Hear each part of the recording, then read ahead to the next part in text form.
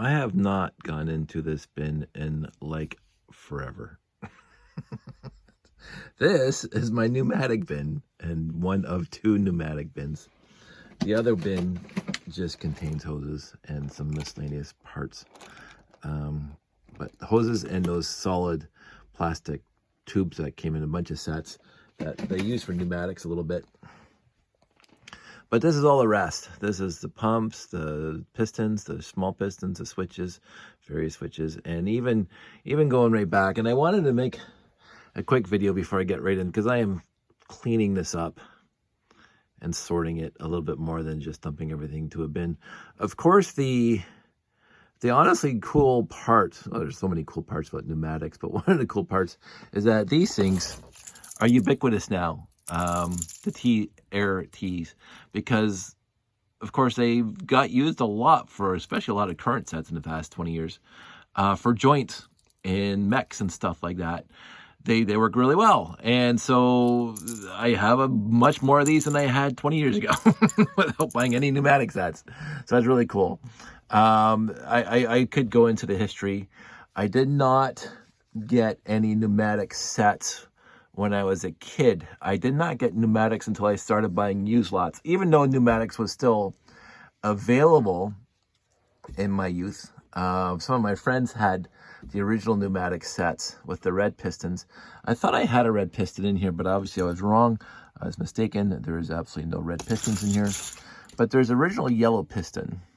And you know the originals because, and I think the red one was taller, or the yellow ones are taller too, because there's only one input or output, and so it didn't have another push and pull, like pull down and push up, that the later ones had. So this was, and this is why you had these bricks. And again, I'm going to make some more videos after this to show you this really cool brick and other pneumatic things. This is pneumatic brick that they discontinued because they didn't need them anymore, because they converted the idea of this guy where the air only comes in from the bottom or gets sucked out from the bottom, which would bring it back down. Air gets pushed in, the cylinder goes up, air gets sucked out, and the piston goes down. So, and that's what this is for, because this is a air out and air in. So you can use the actual pneumatic pump, the filler, to suck air out, which was kind of a neat concept, but this worked just lots better to have the top and bottom. This pushes down, this pushes up. So you didn't have to have this brick anymore, which is why they discontinued it.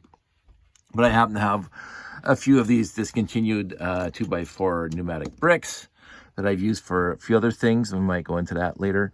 But I would say, and there are some pieces in here that I just got and used lots that are not Lego, but they're valves and stuff that are compatible-ish with Lego, and I never used them, but I got 2 or 3 of them, and I used a lot one time, and they just kind of stayed in here. I think they're pool valves for pool air pipes, air tubes, but it is what it is. And a lot of people bought third-party stuff, and then you can still buy third-party stuff, and then, you know, and so they came up with the instead of just a yellow pump like this guy, they came up with clear ones so you can see what's going on. And of course, I love the whistle. And there's black ones. I don't know if I just took the spring off of this guy. And the other thing is that these things have been sitting around for a while, so they get stuck in one spot. And so I have to figure out how to, you'll hear there, see how it works. But if they sit around for a while, they get, I think the piston itself inside just gets stuck in one spot, and so you have to push hard the first time, and then you have to re-lubricate it, I would imagine. I'm not there yet. But it came with big pistons, and they came with small pumps. I like the small pumps. They tried to color code some of this stuff, like the blue ones were pumps, and you can build like a little motor, and then but they also came in yellow too, so it really didn't matter. There wasn't consistent across the board between blue and yellow, and even clear. So they came with clear cylinders, so you can see it moving around. Kind of cool, you know, pneumatic stuff. What else is there before I, just turn off? The originals, switches, valves, if you want to call them. See, this one's stiff. There we go. If you let them sit. Top is off. This side, the air comes through here. This side, the air comes through here.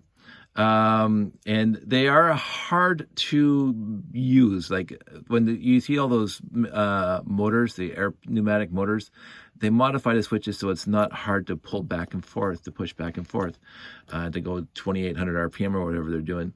I love those videos, by the way. A Lego motor doing 2,800 RPM. It's fantastic. So, but they don't use the originals. They don't use the original switches. They take them apart and they modify them. So this thing is easier because right now the pressure and the resistance on this, it does. You can build a motor, a fully automated motor that opens and closes the valves, but it's very, very slow. And I know that because I did it. A long time ago, and I'm probably going to do some more. So I am going to clean up this mess. So yeah, the original switches had studs on top, and you know, you can build it into things. Then they released these guys that can just have the friction pegs hold them onto whatever.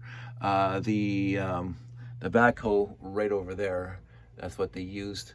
They use these kind of switches. So the switches themselves have not changed from the beginning, right?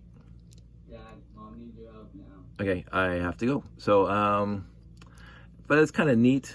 And we're going to get into it more. I'm going to start doing some pneumatic videos. So, stay tuned. I will talk to you guys soon.